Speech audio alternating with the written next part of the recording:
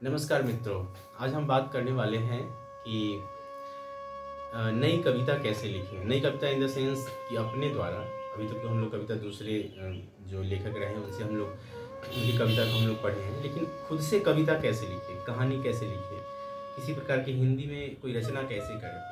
तो उसके लिए आपके पास होना चाहिए एक हिंदी ग्रामर की बुक, हिंदी व्याकरण की बुक, जो हमारे पास ये है, आधुनिक हिंदी व्याकरण और रचना, डॉक्टर वासुदेव नंदन प्रसाद। ठीक है।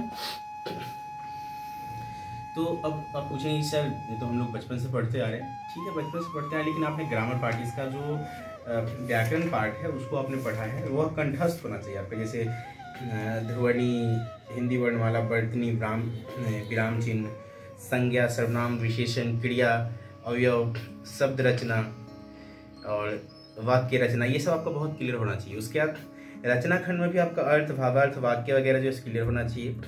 और इसमें एक सबसे मेन पार्ट क्या है, रस, अलंकार और छंद।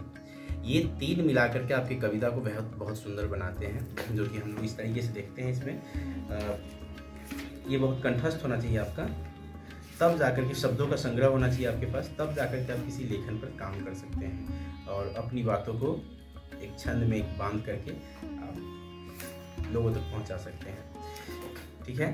तो रस, अलंकार, छंद, ये सब बड़ी अच्छी चीजें हैं। इसे बताया गया है रस कितने प्रकार के हैं, जैसे भाव पक्ष, विभाव पक्ष, अनुभाव। ठीक है। अस्थाई भाव, संचारी भाव, ये भाव पक्षी हो गए। आलंबन, उद्दीपन और आश्रय, ये भी भाव पक्ष हो गए। इसी प्रकार जो है आलंबन और उद्दीपन के अलग अलग प्रकार हैं। अलंकार भी आपको पढ़ना चाहिए। ठीक है। तो ये सब जो पढ़ते हैं, इसे मात्रा वगैरह ये सब जानने को मिलेगा। छंद के अंदर में आपको कितने मात्रा हैं, ये सब है। और ध्यान रखिए कि अगर इसके अनुसार आपका कविता नहीं है, फिर वो कविता नहीं है। जैसे तुक्का मार दिया आपने, तुक्का मार कैसे करते हैं उसी तरीके से। तो आप ये बुक पढ़िए, आधुनिक हिंदी व्याकरण और रचना, और कुछ अपने शब्दों को छंद में बांधने का प्रयास करिए। धीरे धीरे आप पाएंगे कि आप एक अच्छे कवि हो गए हैं और अपनी बातों को लिख पाएंगे।